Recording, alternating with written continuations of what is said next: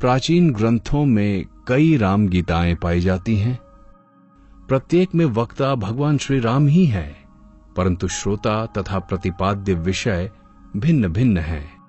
आध्यात्म रामायण के उत्तरकांड के 5वें सर्ग के रूप में ये राम गीता प्राप्त होती है। सीता वनवास प्रसंग के अनंतर एक बार जब लक्ष्मण जी ने भगवान श्री रामचंद्र जी से अज्ञान रूपी सागर को पार कराने वाले ज्ञानोपदेश देने की प्रार्थना की, तब श्री रघुनाथ जी ने उनको जो उपदेश दिया वही राम गीता कहलाती है। इसमें युक्ति युक्त विवेचन द्वारा आत्मज्ञान को ही विशुद्ध ज्ञान बताकर समस्त इंद्रियों को विषयों से निवृत्त करके आत्मानुसंधान हेतु प्रेरित किया गया है। इस राम गीता को यहां प्रस्तुत किया जा रहा है। किसी दिन भगवान श्री राम, जिनके चरण कमलों की सेवा साक्षात श्री लक्ष्मी जी करती हैं, एकांत में बैठे हुए थे। उस समय शुद्ध विचार वाले लक्ष्मण जी उनके पास जाकर उन्हें भक्ति पूर्वक प्रणाम कर अति विनीत भाव से कहने लगे, हे महामते, आप शुद्ध ज्ञान स्वरूप, समस्त देहधारियों के आत्मा, सबके स्वामी और स्वरूप से निराकार हैं। जो आपके चरण कमलों के लिए भ्रमर रूप हैं, उन परम भागवतों के सहवास के रसिकों को ही आप ज्ञान दृष्टि से दिखलाई देते हैं। हे प्रभु, योगी जन जिनका निरंतर चिंतन करते हैं, संसार से छुड़ाने वाले उन आपके चरण कमलों की मैं शरण हूं। आप मुझे ऐसा उपदेश दीजिए जिससे मैं सुगमता से ही अज्ञान रूपी अपार समुद्र के पार हो जाऊं। श्री लक्ष्मण जी से ये वचन सुनकर शरणागत वत्सल भूपाल शिरोमणि भगवान राम सुनने के लिए उत्सुक हुए लक्ष्मण को उनके अज्ञान अंधकार का नाश करने के लिए प्रसन्न चित्त से ज्ञानोपदेश करने लगे। भगवान श्री राम बोले, सबसे पहले अपने अपने वर्ण और आश्रम के लिए शास्त्रों में बतलाई हुई क्रियाओं का यथावत पालन कर चित्त शुद्ध हो जाने पर उन कर्मों को छोड़ दें और शम दमादि साधनों से संपन्न हो आत्मज्ञान की प्राप्ति के लिए सतगुरु की शरण में जाएं। कर्म देहांतर की प्राप्ति के लिए ही स्वीकार किए गए हैं, क्योंकि उनमें प्रेम रखने वाले पुरुषों से इष्ट अनिष्ट दोनों ही प्रकार की क्रियाएं होती हैं। उनसे धर्म और अधर्म दोनों की ही प्राप्ति होती है और उनके कारण शरीर प्राप्त होता है, जिससे फिर कर्म होते हैं। इसी प्रकार ये संसार चक्र की भांति चलता रहता है। संसार का मूल कारण अज्ञान ही है और इन शास्त्रीय विधि वाक्यों में उस अज्ञान का नाश ही संसार से मुक्त होने का उपाय बतलाया गया है। अज्ञान का नाश करने में ज्ञान ही समर्थ है, सकाम कर्म नहीं, क्योंकि उस अज्ञान से उत्पन्न होने वाला कर्म उसका विरोधी नहीं हो सकता। सकाम कर्म द्वारा अज्ञान का नाश अथवा राग का क्षय नहीं हो सकता, बल्कि उससे दूसरे सदोष कर्म की उत्पत्ति होती है। उससे पुनः संसार की प्राप्ति होना अनिवार्य है। इसलिए बुद्धिमान को ज्ञान विचार में ही तत्पर होना चाहिए। कुछ वितर्कवादी ऐसा कहते हैं कि जिस प्रकार वेद के कथन अनुसार ज्ञान पुरुष का साधक है, वैसे ही कर्म वेद विहित हैं और प्राणियों के लिए कर्मों की अवश्य कर्तव्यता का विधान भी है। इसलिए वे कर्म ज्ञान के सहकारी हो जाते हैं। साथ ही श्रुति ने कर्म न करने में दोष भी बतलाया है। इसलिए मुमुक्षु को उन्हें सर्वदा करते रहना चाहिए। और यदि कोई कहे कि ज्ञान स्वतंत्र है एवं निश्चय ही अपना फल देने वाला है, उसे मन से भी किसी और की सहायता की आवश्यकता नहीं है, तो उसका ये कहना ठीक नहीं। क्योंकि जिस प्रकार वेदोक्त यज्ञ सत्य कर्म होने पर भी अन्य कारक आदि की अपेक्षा करता ही है, उसी प्रकार विधि से प्रकाशित कर्मों के द्वारा ही ज्ञान मुक्ति का साधक हो सकता है। अतः कर्मों का त्याग उचित नहीं है। सिद्धांती, ऐसा जो कोई कुतर्की कहते हैं, उनके कथन में प्रत्यक्ष विरोध होने के कारण वो ठीक नहीं है, क्योंकि कर्म देहाभिमान से होता है और ज्ञान अहंकार के नाश होने पर सिद्ध होता है। वेदांत वाक्यों का विचार करते करते विशुद्ध विज्ञान के प्रकाश से उद्भासित जो चरम आत्मवृत्ति होती है, उसी को विद्या आत्मज्ञान कहते हैं। इसके अतिरिक्त कर्म संपूर्ण कारक आदि की सहायता से होता है, किंतु विद्या समस्त कारक आदि का नाश कर देती है। इसलिए समस्त इंद्रियों के विषयों से निवृत्त होकर निरंतर आत्म अनुसंधान में लगा हुआ बुद्धिमान पुरुष संपूर्ण कर्मों का सर्वथा त्याग कर दे, क्योंकि विद्या का विरोधी होने के कारण कर्म का उसके साथ समुच्चय नहीं हो सकता। जब तक माया से मोहित रहने के कारण मनुष्य का शरीर आदि में आत्मभाव है, तभी तक उसे वैदिक कर्मानुष्ठान कर्तव्य है। नेति नेति आदि वाक्यों से संपूर्ण अनात्म वस्तुओं का निषेध करके अपने परमात्म स्वरूप को जान लेने पर फिर उसे समस्त कर्मों को छोड़ देना चाहिए। जिस समय परमात्मा और जीवात्मा के भेद को दूर करने वाला प्रकाशमय विज्ञान अंतःकरण में स्पष्टतः भासित होने लगता है, उसी समय आत्मा के लिए संसार प्राप्ति की कारण माया अनायास ही कारक आदि के सहित लीन हो जाती है। श्रुति प्रमाण से उसके नष्ट कर दिए जाने पर फिर वो अपना कार्य करने में समर्थ भी किस प्रकार हो सकेगी, क्योंकि परमार्थ तत्व एकमात्र ज्ञान स्वरूप निर्मल और अद्वितीय है। अतः बोध हो जाने पर फिर अविद्या उत्पन्न नहीं होगी। जब एक बार नष्ट हो जाने पर अविद्या का पुनः जन्म ही नहीं होता, तो बोधवान को मैं इस कर्म का करता हूं ऐसी बुद्धि कैसे हो सकती है। इसलिए ज्ञान स्वतंत्र है, उसे जीव के मोक्ष के लिए किसी और कर्मादि की अपेक्षा नहीं है। वो स्वयं अकेला ही उसके लिए समर्थ है। इसके सिवा तैत्तिरीय शाखा की प्रसिद्ध श्रुति भी आग्रह पूर्वक स्पष्ट कहती है कि समस्त कर्मों का त्याग करना ही अच्छा है, तथा एतावत इत्यादि वाजन सनेही शाखा की श्रुति भी कहती है कि मोक्ष का साधन ज्ञान ही है, कर्म नहीं। और तुमने जो ज्ञान की समानता में यज्ञादि का दृष्टांत दिया, सो ठीक नहीं है, क्योंकि उन दोनों के फल अलग अलग हैं। इसके अतिरिक्त यज्ञ तो बहुत से कारकों से सिद्ध होता है और ज्ञान इससे विपरीत है, अर्थात वो कारक आदि से साध्य नहीं है। कर्म के त्याग करने से मैं अवश्य प्रायश्चित भोगी होऊंगा, ऐसी अनात्म बुद्धि अज्ञानियों को हुआ करती है, तत्वज्ञानियों को नहीं। इसलिए विकार रहित चित्त वाले बोधवान पुरुष को विहित कर्मों का भी विधि पूर्वक त्याग कर देना चाहिए। फिर शुद्ध चित्त होकर श्रद्धा पूर्वक गुरु की कृपा से तत्वमसि इस महावाक्य के द्वारा परमात्मा और जीवात्मा की एकता जानकर सुमेरु के समान निश्चल एवं सुखी हो जाए। ये नियम ही है कि प्रत्येक वाक्य का अर्थ जानने में पहले उसके पदों के अर्थ का ज्ञान ही कारण है।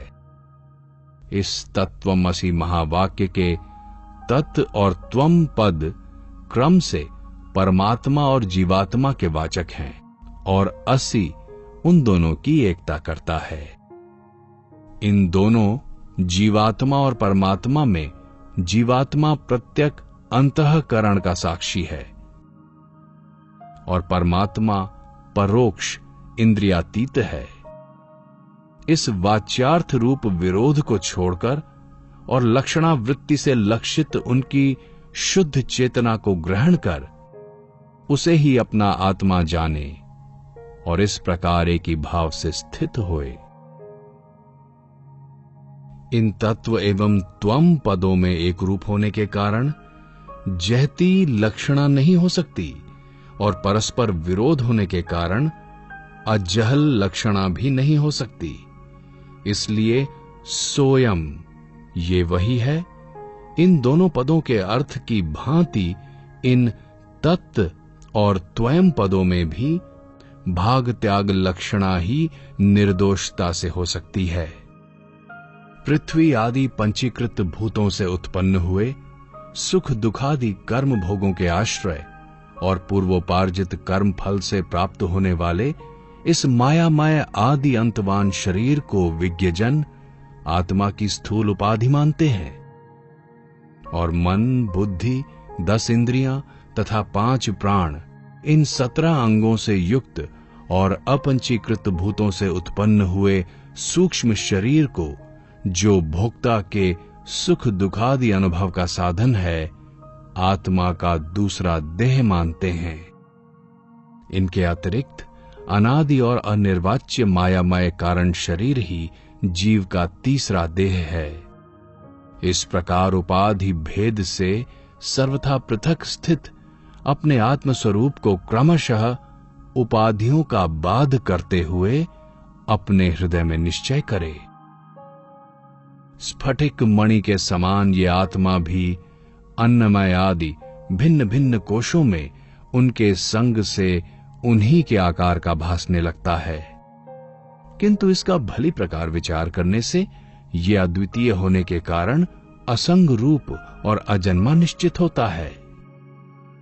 त्रिगुणात्मिका बुद्धि ही स्वप्न, जागृत और सुषुप्ति भेद से 3 प्रकार की वृत्तियां दिखाई देती हैं, किंतु इन तीनों वृत्तियों में से प्रत्येक का एक दूसरे में व्यभिचार होने के कारण ये तीनों ही एकमात्र कल्याण स्वरूप नित्य पर ब्रह्म में मिथ्या हैं।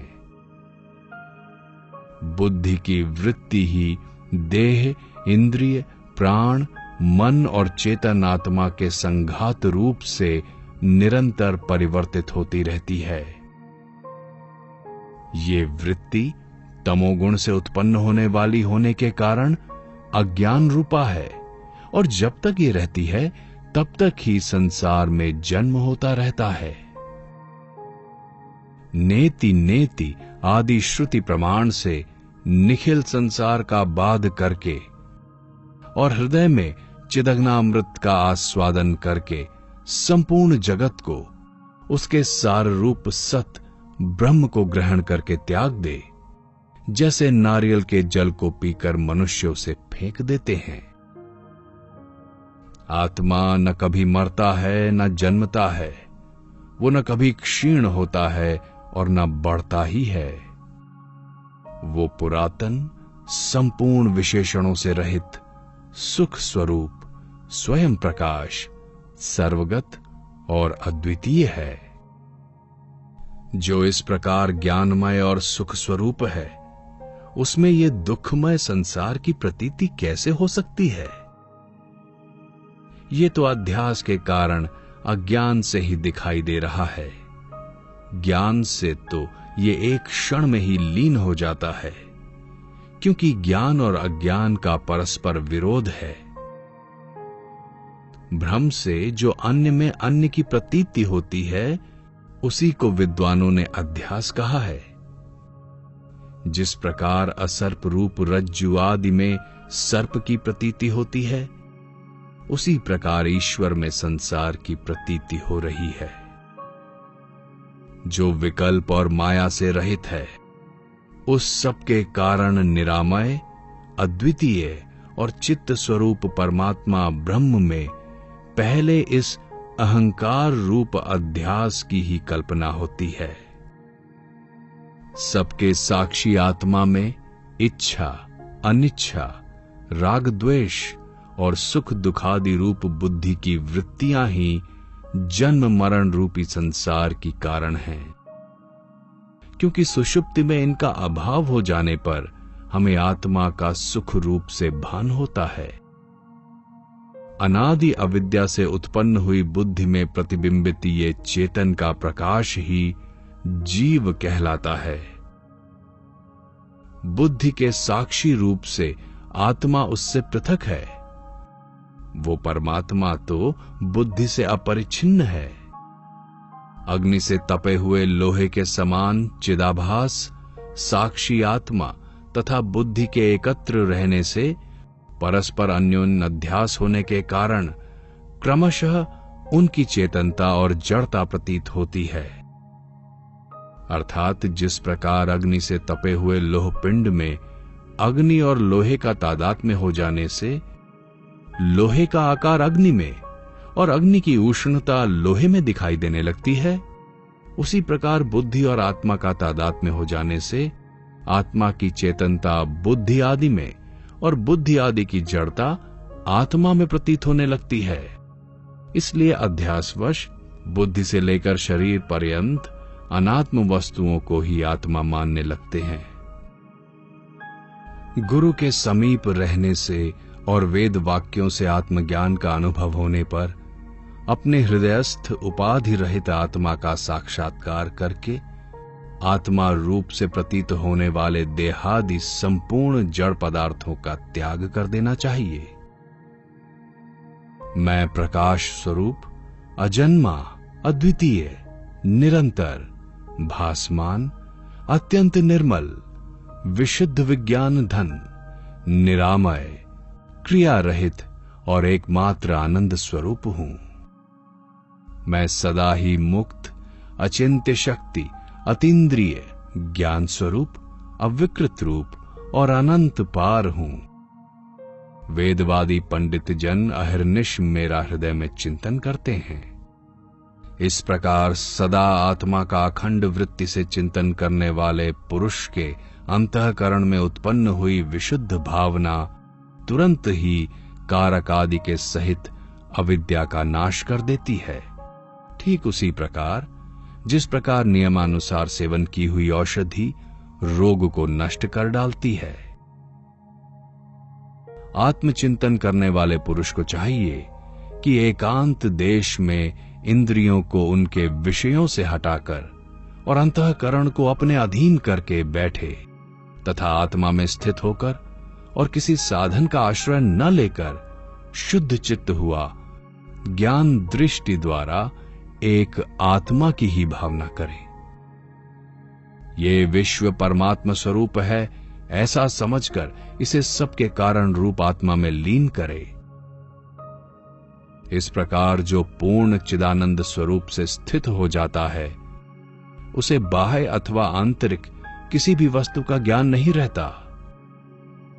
समाधि प्राप्त होने के पूर्व ऐसा चिंतन करे कि संपूर्ण चराचर जगत केवल ओमकार मात्र है। यह संसार वाच्य है और ओमकार इसका वाचक है। अज्ञान के कारण ही इसकी प्रतीति होती है, ज्ञान होने पर इसका कुछ भी नहीं रहता।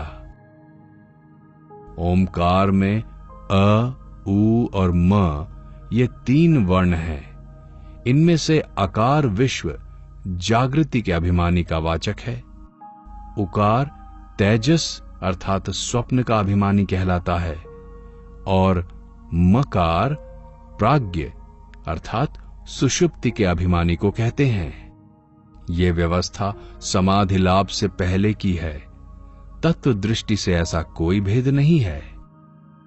नाना प्रकार से स्थित आकार रूप विश्व पुरुष को उकार में लीन करे और ओमकार के द्वितीय वर्ण तेजस रूप उकार को उसके अंतिम वर्ण मकार में लीन करे।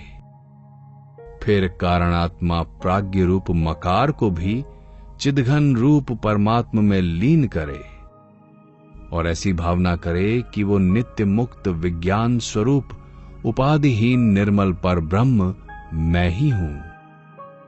इस प्रकार निरंतर परमात्मा भावना करते करते जो आत्मानंद में मग्न हो गया है तथा जिसे संपूर्ण दृश्य प्रपंच विस्मृत हो गया है, वो नित्य आत्मानंद का अनुभव करने वाला जीवन मुक्त योगी निस्तरंग समुद्र के समान साक्षात मुक्त स्वरूप हो जाता है। इस प्रकार जो निरंतर समाधि योग का अभ्यास करता है, जिसके संपूर्ण इंद्रिय गोचर विषय निवृत्त हो गए हैं तथा जिसने काम क्रोधादि संपूर्ण शत्रुओं को परास्त कर दिया है, उन छहों इंद्रियों, मन और पांचों ज्ञानेंद्रियों को जीतने वाले महात्मा को मेरा निरंतर साक्षात्कार होता है। इस प्रकार अहिर्निश आत्मा ही चिंतन करता हुआ मुनि सर्वदा समस्त बंधनों से मुक्त होकर रहे तथा कर्ता भोक्तापन के अभिमान को छोड़कर प्रारब्ध फल भोगता रहे। इससे वो अंत में साक्षात मुझ में ही लीन हो जाता है। संसार को आदि, अंत और मध्य में सब प्रकार भय और शोक का ही कारण जानकर समस्त वेद विहित कर्मों को त्याग दे तथा संपूर्ण प्राणियों के अंतरात्मा रूप अपने आत्मा का भजन करे।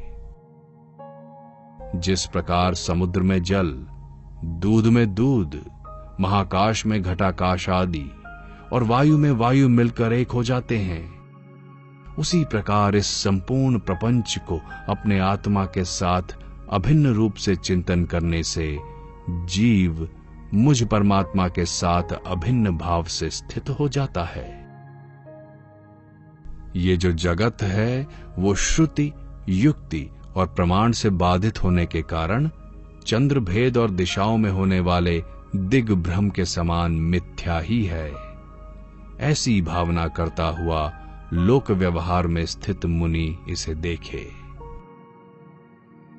जब तक सारा संसार मेरा ही रूप दिखलाई न दे, तब तक निरंतर मेरी आराधना करता रहे। जो श्रद्धालु और उत्कट भक्त होता है, उसे अपने हृदय में सर्वदा मेरा ही साक्षात्कार होता है।